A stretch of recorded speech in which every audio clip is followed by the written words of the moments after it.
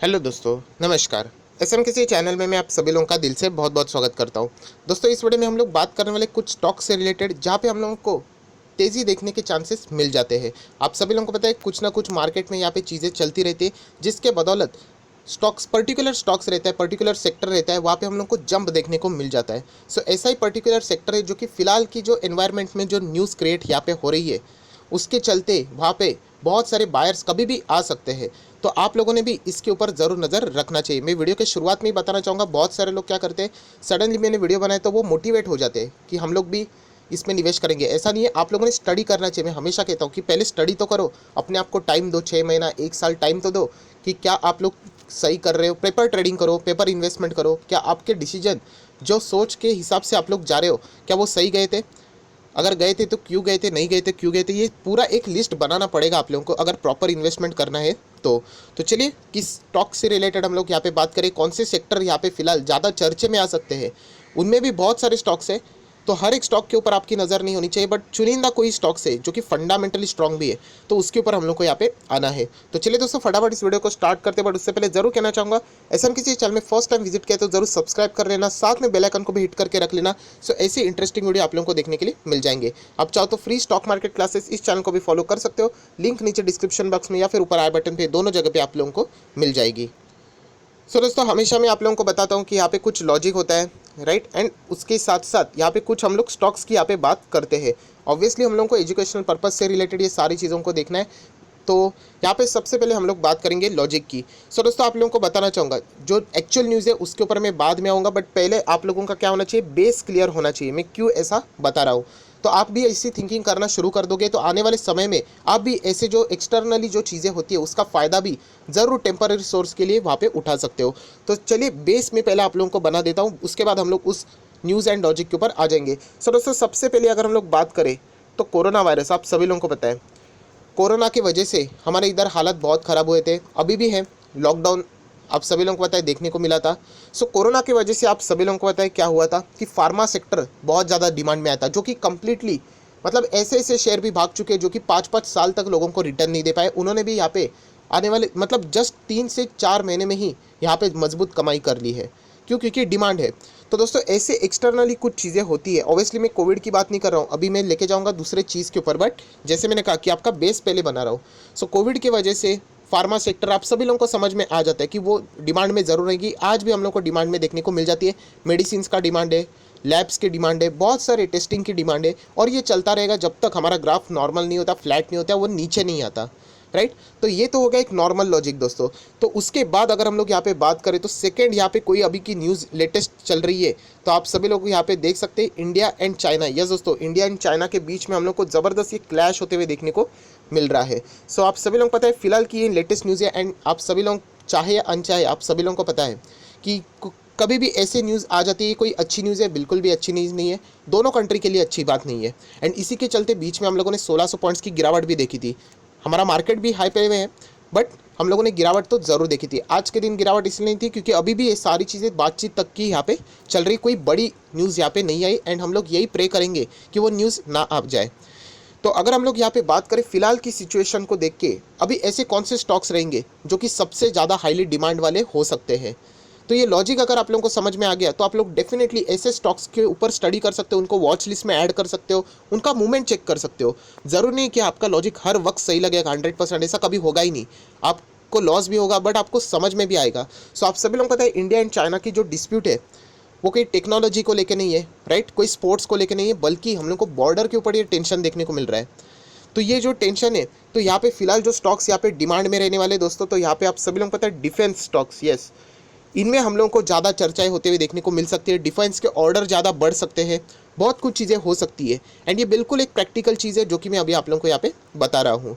तो चलिए दोस्तों, ऐसे कौन से स्टॉक है उनके ऊपर हम लोगों ने नज़र रखना चाहिए, बट उसके अलावा भी कुछ ऐसे स्टॉक है जो कि डिफेंस से रिलेटेड नहीं है, फिर भी आप लोगों को उनके ऊपर नज़र रखनी चाहिए। तो सबसे पहले शुरुआत करूँगा डिक्सन टेक्नोलॉजीज़। यस, आप सभी लोगों को पता है ये स्टॉक लगभग 2000 के आसपास था, तभी मैंने रफली बताया था। उसके बाद 3000 पे तो मैंने एक पूरा वीडियो बनाया था कि इसके ऊपर नज़र रखना। अभी आज देख सकते हो 3000 का स्टॉक कहाँ से कहाँ आ गया, 8000 पे आ गया। तभी भी सब लोग यही बोल रहे थे 3000 इतने हायर लेवल पे आ गए के बाद क्यों बता रहे हो, आज 8000 का हो गया वही स्टॉक। सो वो क्यों हुआ? क्योंकि जो चीज़ चाइना काम करती है वही ये कंपनी इंडिया में काम रही, मतलब ये आत्मनिर्भर भारत के लिए हम लोग कह सकते हैं परफेक्ट स्टॉक है। चाइना से रिलेटेड जो भी माल यहाँ पे इंपोर्ट होता था वो पहले बिल्कुल नॉर्मल हुआ करता था, अभी इसके ऊपर रेस्ट्रिक्शंस लगा दिए हैं।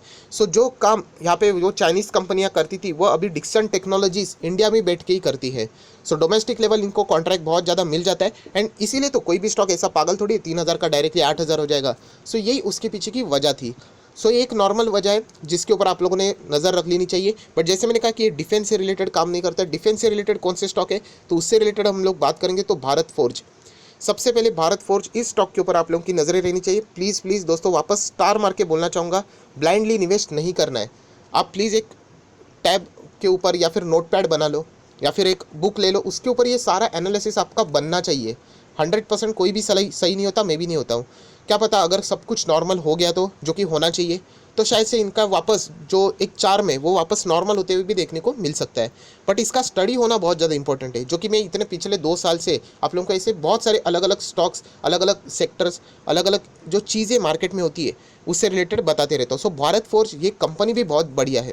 500 के ऊपर जाने की भी पूरी क्षमता ही है, मैं पहले भी बता रहा था। आज भी आप लोग देख सकते हैं 498 के ही आसपास है। सो कंपनी में तो दम तो ज़रूर है, तो इसके ऊपर आप लोगों ने ज़रूर फोकस रखना चाहिए। तो भारत फोर्ज के बाद यहाँ पे अगर हम लोग बात करें तो और एक कंपनी जिसका नाम है भारत डायनामिक्स। आप लोग देख सकते हैं ज़्यादा जंप नहीं है बट हरे निशान में देखने को मिल रहे, 2-2.5%, 2.25% के आसपास ये भी स्टॉक है। डायनामिक्स, इनके लोगों के ऊपर आप लोगों को समझ में आएगा ये मिसाइल बनाने वाली कंपनी है।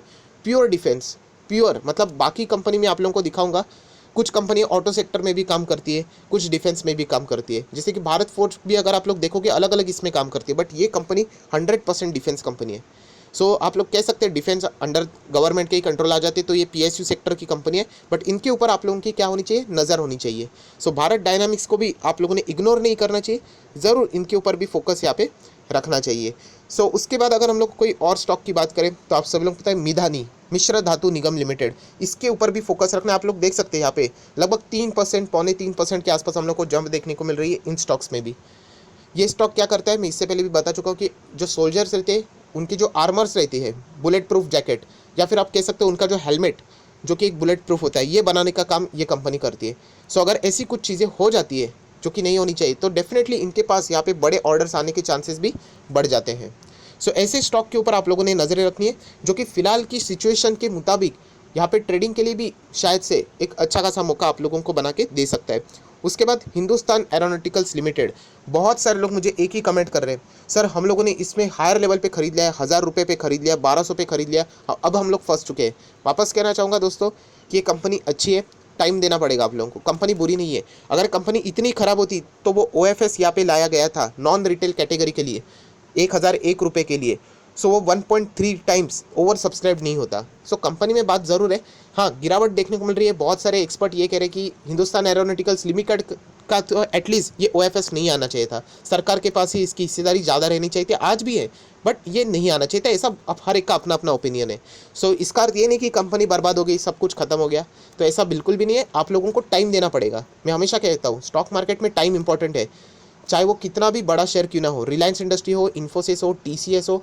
ये भी शेयर एक ऐसे ज़माने में थे कि 3-3 महीने ये नीचे रहे अपने बाइंग प्राइस से जो हायर लेवल का था। आज आप लोग देख सकते हैं सब कुछ क्रॉस करके ऊपर है। सो टाइम देना पड़ता है। आप लोगों ने कितना टाइम हुआ, 1 हफ्ता हुआ, 2 हफ्ता हुआ, एंड आपके बाइंग प्राइस से नीचे गया तो आप लोग पूछते हैं कि लॉस में निकाल दो क्या, तो ऐसा नहीं, ये कंपनी अभी लॉस में आप लोगों को नहीं निकलनी, आपको होल्ड करना पड़ेगा। सो HAL के ऊपर भी आप लोगों ने ज़रूर नज़र रखनी है। उसके बाद अगर हम लोग कुछ छोटी मोटी कंपनियां बात कर रहे थे, छोटी मोटी मतलब BEML, इस कंपनी के ऊपर भी फोकस रहना चाहिए जो कि 600 के आसपास है।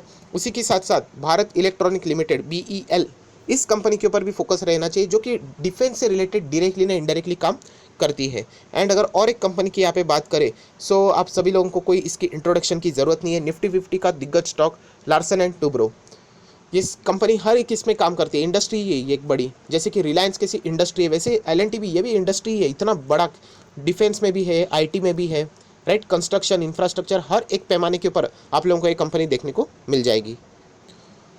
सो दोस्तों बताने का मकसद यही है कि इन स्टॉक्स के ऊपर आप लोगों ने क्या करनी चाहिए, एक वॉच लिस्ट बनानी चाहिए, एंड उसी के साथ साथ नोट डाउन करना चाहिए कि फिलहाल का जो पीरियड जो चल रहा है, अगर मार्केट गिरता है फॉर एग्जाम्पल, तो ये डिफेंस के स्टॉक कैसे रिएक्ट करते हैं, क्या पता है इनमें भी गिरावट हो जाए, राइट। ये आप लोगों को सीखना पड़ेगा। अगर आप इंटरेस्टेड हो तो बाकी मैं आप ही के ऊपर छोड़ूंगा।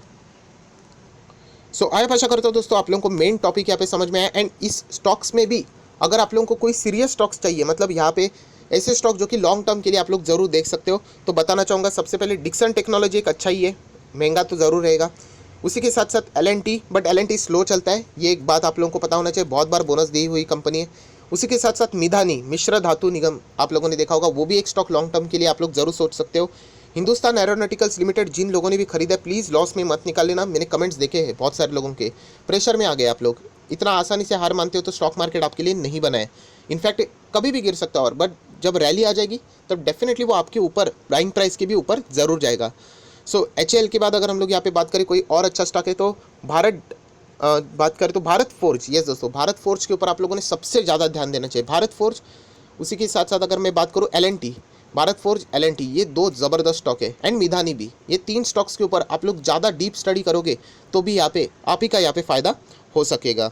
सो आय आशा करता हूँ, जैसे मैंने कहा आप लोगों को लॉजिक मैंने बता दिया, जिसके बदौलत इन स्टॉक्स में हम लोगों को ज़बरदस्त आग लगती हुई देखने को भी मिल सकती है। वापस कह रहा हूँ, ये कोई मोटिवेशनल सेमिनार नहीं है, आप लोगों को मोटिवेट कर दूँ कल के दिन ही पूरा FD तोड़ दूंगा, इनमें निवेश कर दूंगा, कुछ तो बड़ा हो जाएगा, ऐसी कभी भी बेवकूफ़ी वाली बातें नहीं करनी है। बट सिचुएशन को समझ के, अपने दिमाग को शांत रख के अगर आप स्टडी करने की कोशिश करोगे तो डेफिनेटली आप लोग एक्सपर्ट बन जाओगे, क्योंकि मौका हमेशा बनता रहेगा, मार्केट में कुछ ना कुछ इवेंट चलता रहता है, राइट। कभी कोरोना होगा, फार्मा सेक्टर के लिए अच्छी बात रहेगी, कोई अमेरिका एंड चाइना का झगड़ा हो जाएगा ट्रेड वॉर से रिलेटेड, तो मेटल सेक्टर पिटना शुरू होंगे, तो वो क्या गिरते हैं कि नहीं, उनके ऊपर नज़र रखना है। अभी डिफेंस से रिलेटेड बहुत सारी इश्यूज़ हो रहे हैं, तो डिफेंस स्टॉक्स का परफॉर्मेंस कैसे है ये मॉनिटर करना पड़ेगा आपको, अगर स्टॉक मार्केट में सीरियसली हो, मतलब उनको सीरियसली लेते हो तो, वरना चाहो तो आप लोग यही से एग्जिट कर सकते हो। सो आशा करता हूँ दोस्तों आपको ये लॉजिक समझ में आया होगा, जरूर इसके ऊपर स्टडी कर लेना एंड उसके बाद ही डिसीजन जरूर लेना। सो that's it, thank you very much दोस्तों। अगर आपको वीडियो अच्छा लगे तो जरूर लाइक कर देना, दोस्तों के साथ शेयर करना, तो उनको भी ये सारी बातें यहाँ पे समझ में आ जाएगी। So that's it, thank you very much दोस्तों, we will be meeting next video, तब तक के लिए बाय बाय।